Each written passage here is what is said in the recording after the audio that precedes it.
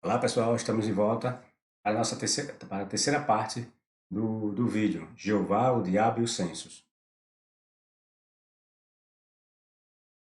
Vamos lá. Davi, com esse censo, levou o povo a uma extrema pobreza tão grande que milhares de pessoas morreram como que se estivessem sofrendo por uma praga. Entenderam? O, o escritor hebreu, essa passagem que diz que Davi fez um censo e, e que foi visto como pecado, na realidade, ele pegou algo que aconteceu de fato, ou seja, Davi criou, foi cobrar impostos do povo, numa época que o povo já pagava vários impostos, muitos impostos. O que aconteceu com essa nova cobrança de impostos gerada por Davi? Aumentou de forma extrema a pobreza do povo. O povo começou a passar fome de forma gritante, de forma exagerada, a ponto de a fome ser tão grande que muitos passaram a morrer. Aí e como foi que esse escritor passa ou tenta passar essa esse esse evento? Ele passa a dizer que Davi pecou e com isso o povo pagou por meio de uma praga trazida por meio do Deus hebreu. Por quê? Porque o hebreu, ele sempre vai colocar, isso eu estou dizendo o hebreu dos contos bíblicos, ele vai colocar é, Deus na história, certo? O bem ou o mal que acontece a um hebreu nesses contos, ele sempre vai querer atribuir esse bem e esse mal a o Deus Jeová. Aí o que foi que aconteceu? Os hebreus começaram a passar miséria, fome, e começaram muitos a morrerem. Então o escritor passa a dizer que quem estava matando o povo era uma praga. Tá entendendo? Agora, por que também ele fala dessa praga? Porque nós vimos lá no livro do Êxodo, quando nós abrimos o primeiro vídeo, nós falamos que o Deus hebreu, entre aspas, diz que quem não pagasse os impostos por meio do censo receberiam o quê? Receberiam pragas. Por isso que o escritor aqui coloca uma praga que passa a assolar o povo. Entenderam? A praga que dizia o Êxodo que poderia ocorrer se o povo, caso se recusasse a pagar impostos. Como Davi aumentou os impostos de um povo que já pagava altos impostos, o povo se revoltou. E com essa revolta, muitos, devido, desculpe, como eu já havia dito, passaram a não ter o que comer, muitos morreram e outros se revoltaram e foram mortos pelo rei Davi. Tá entendendo? Porque quem não pagava, o que acontecia? Recebia praga. Aí o escritor passa essa ideia como sendo as mortes sendo causadas por uma praga do Deus hebreu. Só que as mortes foi causada tanto pela miséria causada pelos altos impostos, que a população empobreceu de forma extrema, como aqueles que se recusavam a pagar eram mortos por Davi. Está entendendo? É essa interpretação que nós devemos ficar atentos nas passagens bíblicas. Aí você pode estar, não, isso aí você está inventando. Não teve nada de que o povo é, começou a morrer porque não, não pagaram impostos. Você criou essa sua história da sua cabeça. Será que foi mesmo? Vamos lá. Ao rei não aconteceu nada, percebem? Quem começou a morrer lá foi o povo, mas Davi, que segundo a lenda, diz que foi ele que pecou. Mas quem estava pagando era o povo. Isso porque o povo não queria pagar mais impostos. Volte ao nosso primeiro vídeo e verá que Moisés disse que quem não pagasse impostos sofreria pragas. Só que, na verdade, a praga foi que o rei hebreu mandou fazer uma chacina por entre aqueles que se recusaram a pagar impostos. Mas por que o escritor não mostra esse lado assassino, cruel de Davi nessa passagem? Por quê? Sabe por quê?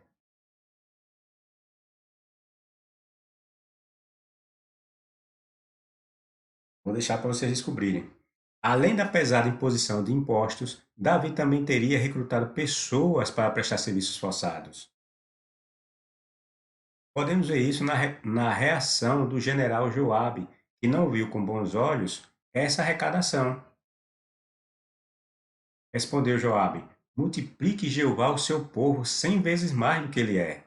Porém, ó rei meu senhor, não são todos eles servos do meu senhor? Por que requer isso, meu senhor? Por que será, por que será ele ocasião de culpa a Israel? Todavia, a palavra do rei prevaleceu contra Joabe. Pelo que partiu Joabe e passou por todo Israel, voltou para Jerusalém. Perceberam? O texto, o escritor tenta esconder, né, o que de fato estava acontecendo. Veja a reação desse general, ou desse comandante aqui dos exércitos de Davi.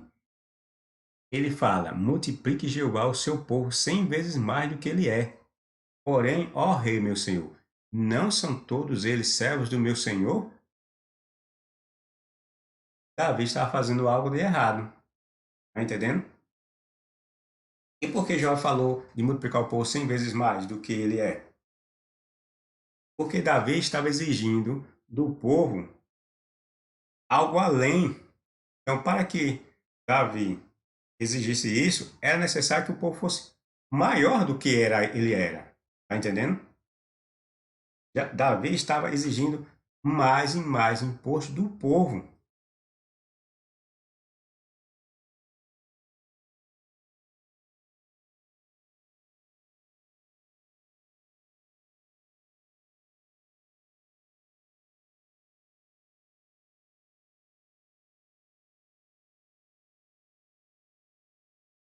Joabe, segundo conto, não teria contado, ou seja, cobrado imposto dos levitas. A passagem fala que ele não cobrou imposto dos levitas, ou não contou, né? Não fez o censo entre os levitas e nem dos benjamitas, tribo do rei Saul. Os benjamitas, benjaminitas ou benjamitas, constituía a tribo de onde saiu o rei Saul, que foi o primeiro rei legal em Israel. Só porque essas duas tribos não foram cobrados impostos ou foram contados como censo? Porque contar o censo exigia que se pagasse imposto, né? Vocês viram lá. Mas entre eles não contou Joabe a Levi, ou seja, a tribo de Levi, e nem a Benjamim, a tribo de Benjamim, porque a palavra do rei era abominável a Joabe. Veja, a palavra do rei era abominável para esse comandante. Mas ele não contou nem Levi e nem Benjamim. Você sabe por quê? Ele não contou Levi nem Benjamim, o Joabe? É uma outra questão que eu trago para vocês tentarem descobrir. Lembre-se que Levi é a tribo dos sacerdotes. É da tribo de Levi que saem os sacerdotes. Certo? E Benjamim é a tribo de onde saiu o rei Saul. E isso tem uma razão de ser. Digo, ele não ter contado ou cobrado impostos dessas duas tribos. Passo a explicar. Os levitas eram os representantes da classe sacerdotal, como falei anteriormente, que era da tribo de Levi que saíam os sacerdotes. Essa classe, como a real, raramente pagava alguma coisa. Pelo contrário, se beneficiavam dos pecados impostos, se beneficiavam dos pesados impostos arrecadados e dos sacrifícios levados ao templo. O sacerdote não pagava nada, o sacerdote só recebia. Mas por que Joabe não foi lá cobrar dos levitas? Um dos motivos era esse. Representava a classe sacerdotal e a classe sacerdotal era importante entre Israel. Além do mais, essa classe era vista como uma classe divina, uma classe que tinha a presença direta do Deus hebreu nessa classe. O temor era justificado, entenderam? A tribo de Benjamim, por sua vez, por muito tempo, se constituiu numa tribo de oposição à casa de Davi. Logo, cobrar-lhe mais impostos poderia ser o estopim para uma guerra civil. Eu fiz um texto, um vídeo, estou terminando, eu vou mostrar que Davi, quando começa a reinar, o Davi se torna rei, não, é, Davi usurpa o trono, certo? Davi não reina por vontade de todas as tribos, mas sim ele vai fazendo alianças com uma e outra tribo e vai conquistando o favor desses maiorais entre Israel, até ascender o trono. As passagens mostram isso. É porque o escritor ele misturou várias passagens para tentar dar uma ideia diferente do que a real, entenderam? Aí eles dizem que a ascensão de Davi ao trono foi por motivos da vontade de Javé, que foi da vontade de Javé fazer com que Davi subisse ao trono. Por quê? Porque os hebreus viam tudo como ação dos deuses. Então, quando um rei caía, eles diziam que era um deus que era mau, que adorava não sei quem, que havia rejeitado não sei quem. Quando o rei subia ao trono, ele dizia que e se o rei fizesse algo que eles gostassem, aí dizia que esse rei foi serviu a Jeová, que seus filhos seguiam a Jeová, ou que dizia que seu pai não seguiu, mas ele seguiu a Javé, tá entendendo? Eles criam o escritor ele sempre vai criar uma atmosfera em que vai haver a presença do divino nela. Mas quando você extrai essa ideia de divino, aí você vê claramente o texto, a realidade que estava acontecendo entre os hebreus. Você tira o divino, Deus Jeová, esses deuses, aí vocês começam a perceber o que de fato aconteceu. Davi era um guerreiro, pelo menos é o que o texto aparenta querer dizer. Davi era um guerreiro que servia a Saul e que cresceu o olho. Ele quis o trono de Saul. E para isso ele começa a fazer contatos, alianças com a classe sacerdotal que mandava, que tinha uma grande influência em Israel, e começa a ele como guerreiro, né, fazia parte da classe dos guerreiros, eram essas três classes, né, que mandavam em Israel. A dos anciãos, sacerdote, e a real, falei três, mas quando eu falo ancião, é porque envolve sempre um sacerdote ali no meio, né? Então era a dos anciãos, tinha até um conselho de anciãos, a classe militar e a classe real. Então, essas duas classes dos anciãos, né, que sempre envolve também a tribo dos levitas, e a classe militar, é com essas duas classes que Davi faz conchavos, acordos. E nesse vídeo, nesse texto que eu estou terminando, vou mostrar para vocês essa realidade. Pois bem, Davi começa a cobrar mais impostos e poder, desculpe, a tribo de Benjamim, por muito tempo, se constituiu numa tribo de oposição à casa de Davi. O texto mostra isso. Não foi nada de Jeová que botou Davi lá no trono, entendeu? E se fosse, não vou entrar em detalhe, porque senão eu vou entregar, como dizer, vou dar o spoiler do texto que eu estou preparando, né? Vamos lá. A tribo de Benjamim, por muito tempo, se constituiu numa tribo de oposição à casa de Davi. Logo, cobrar-lhe mais impostos poderia ser o estopim para uma guerra civil. Saul era da tribo de Benjamim E essa casa, segundo passagens bíblicas, formaram um polo de oposição à casa de Davi. O rei Davi não deixou barato esse descontentamento de Joabe. Você viu que Joabe ficou meio resistente, né, com relação à ordem do rei. Tanto que ele não foi não cobrou imposto nem da tribo de Levi, nem da tribo dos benjamitas. E isso Davi não deixou barato. Davi, mais tarde, antes de morrer, e Davi morre e passa o trono para Salomão, seu filho. Pois, por ocasião de sua morte, Davi manda matar alguns de seus inimigos, entre eles pessoas da tribo de Saul, que era benjamita, e também Joabe. Davi, no leito de morte, pede que Salomão mate Joabe, esse general que lhe desobedeceu em parte. Davi manda Salomão o assassinar sob o pretexto de que ele havia matado Abner. Só que Abner era inimigo de Davi. Abner, como no texto que eu estou escrevendo, Abner era general das tropas de Saul. E nessa época, Abner era inimigo de Davi. Abner era general do exército de Saul, logo inimigo ferrenho de Davi.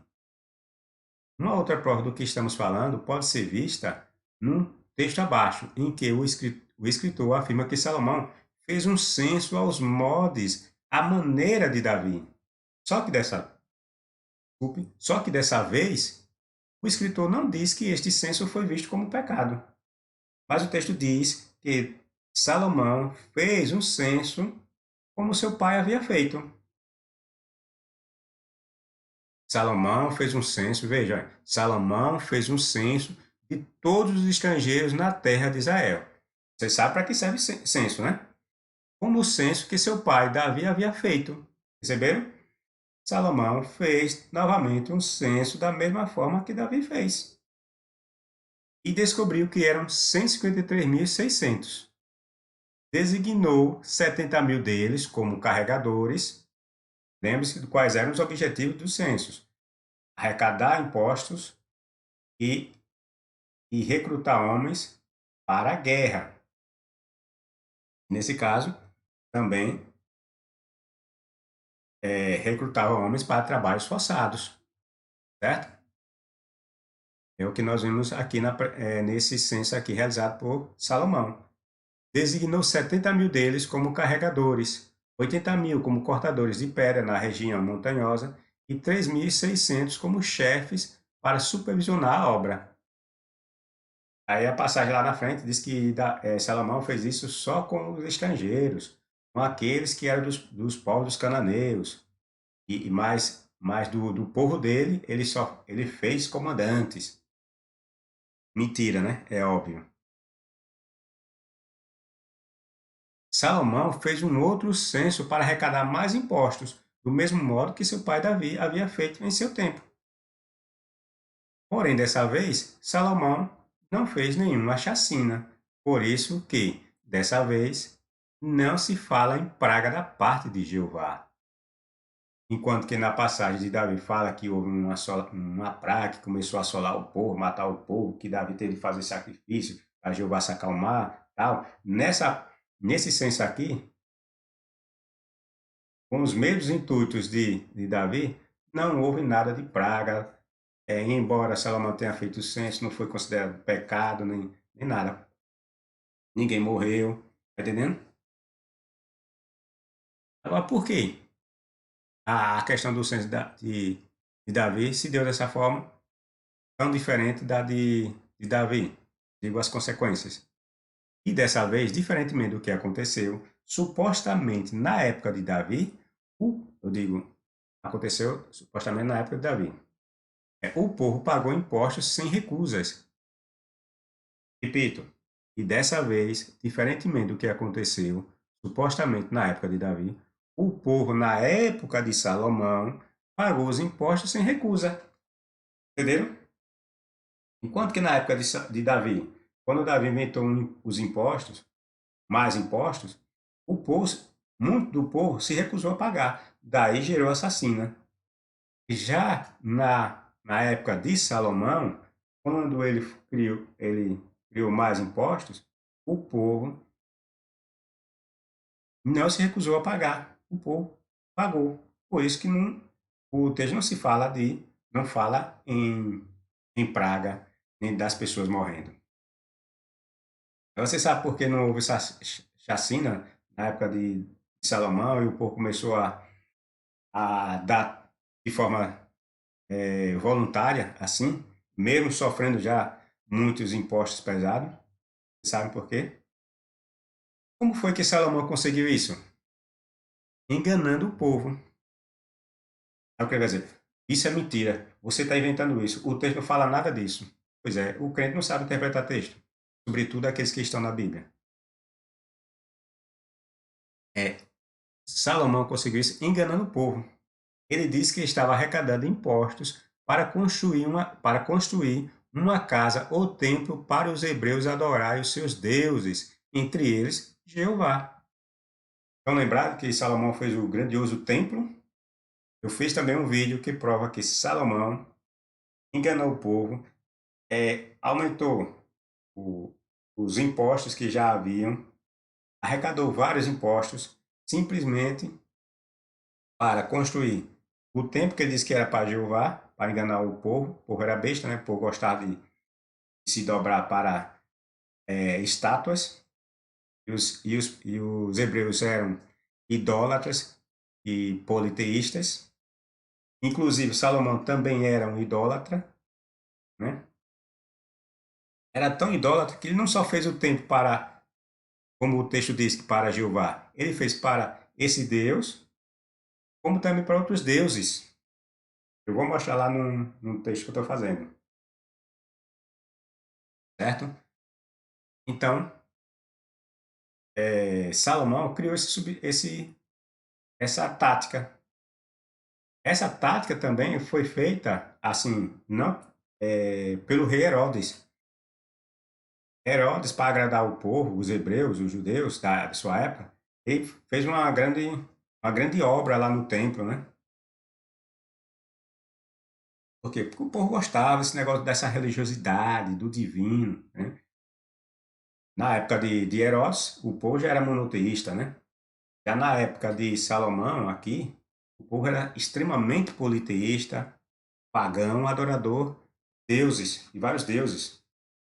Então, Salomão, como, como adorador de deuses, idólatra, sabendo dessa condição que o povo gostava de adorar vários deuses, inventou a história de dizer que ia fazer um grande templo para uma de suas divindades. Era o templo de Salomão. Só que lá no texto fala que ele não só construiu o templo, ele construiu esse templo, outros templos e um palácio. Para quem? Para sua futura esposa, a filha, segundo o texto, a filha de Faraó. Essa história que Salomão fez o templo para Jeová é tudo desdobro do escritor, tudo mentira. Ah, o templo só foi apenas a história do templo só foi apenas uma distração para enganar o povo. Como o povo hebreu adorava ficar de bunda para cima para estátuas, caiu na grande jogada de Salomão. Começou a contribuir, mesmo passando fome, necessidade, mas era para Deus, era para os deuses.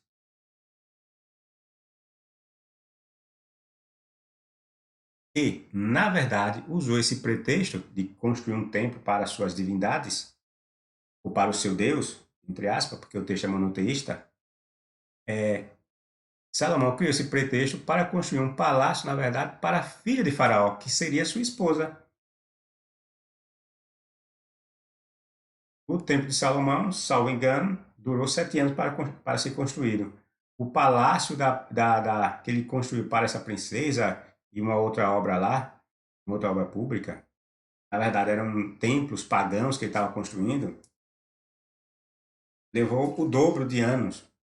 Levou 14 anos, salvo engano. A fome dos reis hebreus em explorar seu povo pode ser vista ainda quando os conselheiros de Salomão são consultados por Roboão, seu filho, para saber como ele os governaria. Vejam aí a prova de onde eu comprovo que havia altos impostos na época dos reis Davi e Salomão. E o povo não via com bons olhos esses exageros nas altas taxas de impostos. Vejam, percebam, é aqui que nós extraímos essa ideia. E é dito pelo povo que Salomão os governou com braço de ferro e sobre pesados impostos. E algumas traduções vão tentar esconder essa realidade. Vão dar um, vão dar, vão traduzir um pouco diferente as passagens. Então, sempre pegue duas ou três, duas, quatro, cinco, se for possível,